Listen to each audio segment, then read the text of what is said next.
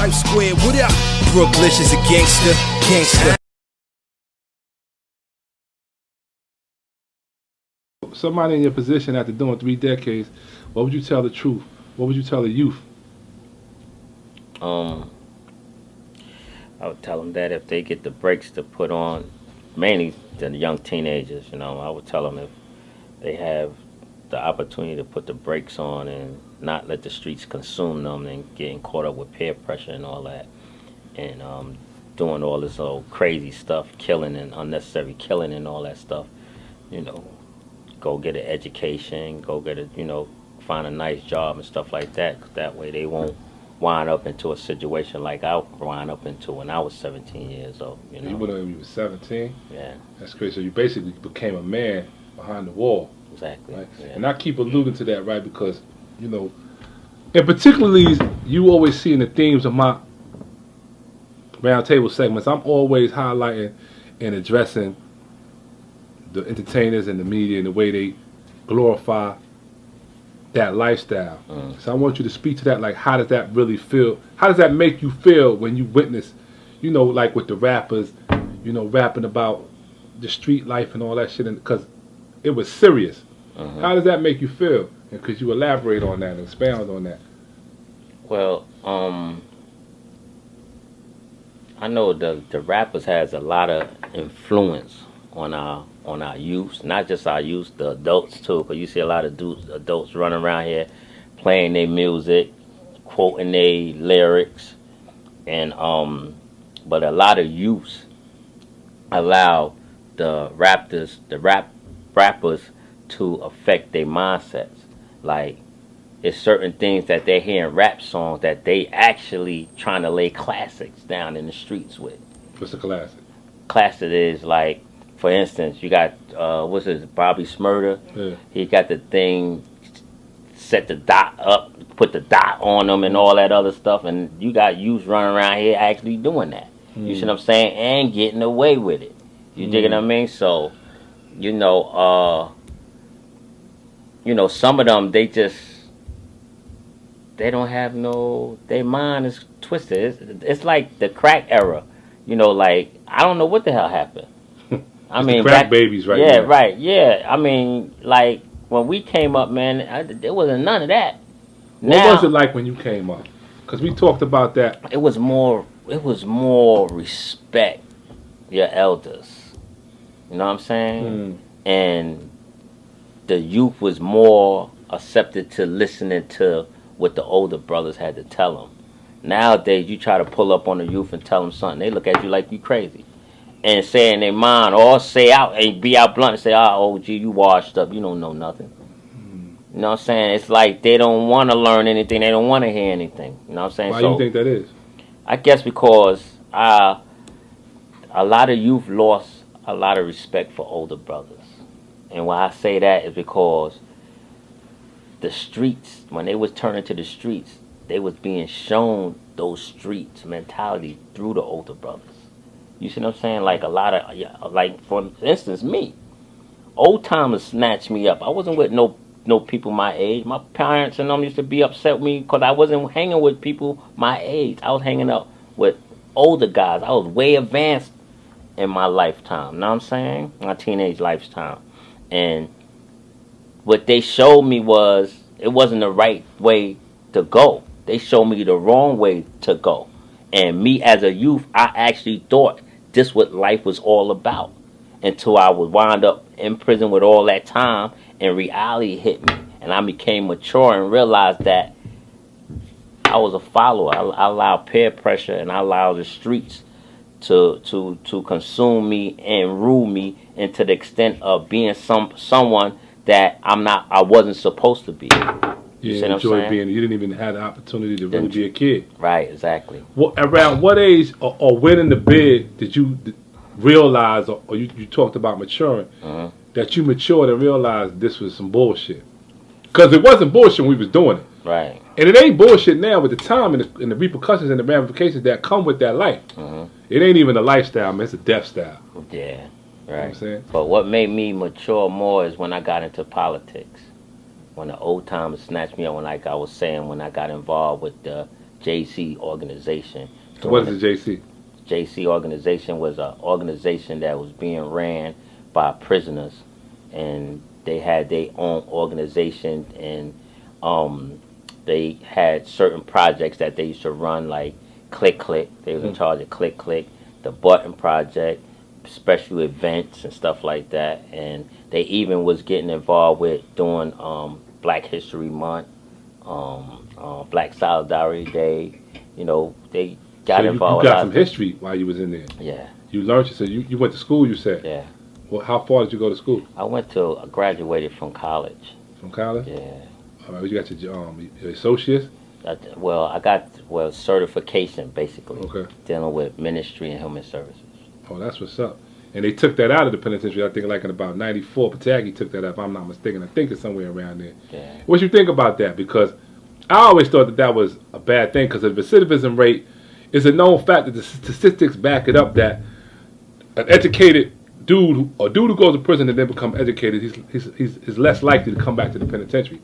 And then they took that out of the penitentiary, and it just turned into a revolving door. And for you, somebody, like, my thing was, I tell people all the time, you one of my superheroes. And people laugh at me, like, oh, and I'm saying, yeah, even though I'm older than you, I respect and appreciate and even admire not so much that you did a bid, but how you did the bid and was able to come back out here. And now we talked about, you know, we had went, I'm going to let you speak to that, but we had went to an event, and it was on the boat. And you was like, yo, homie, I never even been on the boat before. And I was like, what? Yeah, well, we're going to do a lot more stuff. And I just seen, like, the energy emanating from you. It was like soothing your soul. Speak to me about that experience. Well, that experience was crazy. First of all, I had that thing, never say never. Yeah. Cause I always said I ain't getting on no boat. But the first time I got on the boat, you took me on the boat. You know what I mean? And you know, you took me a lot of places that I never been before. You know, and I appreciate that. But that boat experience was crazy, because while we on the boat is okay when it's moving. But when it's standing still and it's rocking, I'm feeling all types of stuff going on. I'm like, yo, whoa, you know what I mean? But it was a nice experience, just going through there and getting out and stuff like that. And it took my mind somewhere to say, yo, man, you can't allow things to block your way of enjoying the rest of your life, being free. You know, I was still caught up on it. Sometimes I'm still caught up in them old ways. You know what I'm saying? Do you ever wake? Not good. Which is sometimes a good way. Right. Do you ever wake up sometime or be sleeping and think like, damn, wake up and I'm still gonna be in there, or wake up and say, damn, free, and think like it's a dream or anything of that nature? Nah. You let that go. You know, because a lot of dudes that do bids talk about, like, they put the ID, prison ID by the door, so when they go out, they don't forget. Nah, serious. So how you dealing with let this? me see. Something happened, like tonight, when we was giving the interview in the park just now, and the lights went out. That hit. What was that like? It was like on the go back. You know what I'm saying? Lights out. Everybody. Yeah, that means turn it in, right? Yeah, you got to take it in. Find your housing unit, go line up with it, and get ready to take it back for the rest of the night. Now, this is what I wanted to really address, getting back to a serious note, right? Speak to these kids, man, and even these idiots that's running around here who think they grown, about what actually happens when you go inside behind those walls, being a gangster nigga, quote unquote, for lack. The fact that somebody else tells you what to do, and we go to bed at 11 o'clock, you know what I'm saying, lights out and all that. Right. And speak to the psychological, because there's like a psychological warfare goes on with the tactics that they apply. So speak to how that affects you, so that they can understand. You don't go in there and it ain't like in the videos, like, you know what I'm saying? Right. Everybody ain't in there like Goodfellas, you know, like, speak to that. Yeah. Well, you know, like I know, soon you go to the door, your gun's checked in, your knife checked in, and a lot of them people that was in the streets that was acting gangster checked in too. Real talk. You know what I'm saying? Some of them, they hid behind the gun in the streets. They was gangsters shooting a motherfucker from a distance. But when you get behind them wall, that's hand-to-hand combat with a knife or whatever. You dig what I'm With your saying? hands. That's right, with your hands. That's you got to. You see what I'm saying? So a lot of people wasn't built like that. You know what I'm saying? And you got But exposed. yeah, and they got exposed. Exactly. They came through there, and I'm talking about some of the toughest dudes came through. Cause I've been all over in the New York State system. You dig what I'm saying? Prison, and some of the toughest dudes came in and folded like a beach chair. They was tough in the street. Their body count is crazy in the street. Real talk. Get behind them walls and they fold like a beach chair. And what was that to you? What did that speak to you about? That told me that, man, that no matter what, you know what I mean, you should always be yourself. Because it's gonna be somebody that's gonna expose you and let the public know that you ain't the person that you professing to be. So yeah, you were saying the mic took you places. Yeah, the mic took me places, and I see the mic taking me places too. Because let me tell you something, homie. I ain't never been in no presidential suite. No, real talk. I'm up in the presidential suite with the boom mic. We interviewing Yo Gotti and all of them. You know what I'm saying? I'm like, yo, hey, I never in my dreams. I ain't gonna stunt that I had that in my mind to come home and be doing anything like that or get next to people like that. Yo, God, Without thinking about sticking them up, right? Real talk, though. You know, back then, and I ain't gonna lie. Before I even got mature, I was like, yeah, all right. But you know, that's we done interview a lot of people, man. You know, celebrities, up and coming celebs. You know what I'm saying? Yeah. And I always I was one of the guys that used to teach transitional service in prison. And I used to always tell the guys that your program or your energy is what's going to make the program. Meaning that if I come to the program and I'm active, boom, boom, boom, boom, that's the type of energy I'm going to get out of the program. If I get in the program and like, oh, this is a motherfucking program, man, that's the type of energy that you're going to get out of the program. No question. You see what I'm saying? So, and I also tell them that, yo, you got to always remember, no matter what job you get, you can be one day in the place to be. No And question. always What you mean by remember, that? because we talked about that. Because someone is always watching you. You never know who watching you. A motherfucker could come in there. You could be working McDonald's. Let's be realistic. You could be working McDonald's and a millionaire or billionaire could come in there and want a McDonald's sandwich and see you standing there and the way you communicate it. Because like they said, you got to be careful because you can be entertaining angels. You dig what I'm saying? So, the way you deal with him, he could like something about your demeanor within that 5 minutes and ask you, is you willing to leave this job and come work for him? You never know. No question. Anything is possible. One thing, I'm going to tell you another thing that got me through, homie. I never rule out the possibility. Anything is possible. Anything. I never ruled it out. Inside the word possible is I'm possible. It's You know what I'm possible, saying? yeah. Impossible is I'm possible. Yeah, that's right. And I never ruled it out. And that's what kept me on point. I don't walk around here like it can't happen. Even now? Yeah. I ain't walk then and I don't walk now. Even before I went to prison, I didn't never walk around here like it couldn't happen. That's what kept me on point. You know what I'm saying? That's why I'm not walking around here like I'm crazy, cuts all on my face or none of that, because I was a step ahead of the game. Real talk. You know what I'm saying? Yeah, because we got some homeboys, hold that thought. We got some homeboys that came home and they cuckoo for Cocoa Puff now. Yeah. Did like as much time as you around the same time, and they don't have it all. That's why I wanted to interview you, Gangster, because there's a lot more brothers that got to go through 25 years, 30 years. And for those that's going to wind up making those decisions and those choices, because life is a series of choices and decisions. So for the dudes that do have to go through that, I wanted them to bear witness that, yo, you could do that and still come home and come up out of that. That's right. You know what I'm saying? Because everybody, I told you before, I took consensus and I asked all my people, yo, what would you ask a dude that did this time, life after 30 years? That's basically what we told him. My neighbors like, yo, well, ask him, what was it like day one? Ask him what was it like day one out here. Ask him, like, how did he handle, because you had a family and got married and had a baby while you was inside. Yeah. How you pulled that off? Oh, that's crazy. I was on a visit with my brother. I was on a joint visit with my brother, his wife, which is my sister-in-law, and my 3 nephews. And my first wife, which is my oldest daughter mother, before we got married and had her mother was coming to visit some dude on a visit, and her mother used to see me and told my brother she want me to meet her daughter. So they lined it up to say, I know her daughter, but I'm as honest as I am. I'm saying, I don't know your daughter. Where I know your daughter from? So my brother like, yo, kid, you know her daughter. That's her how daughter you get bad. to visit her, right? Yeah, your brother asked, her daughter bad. You know her daughter. He told her, you know her daughter, kid. Yeah, all right, whatever.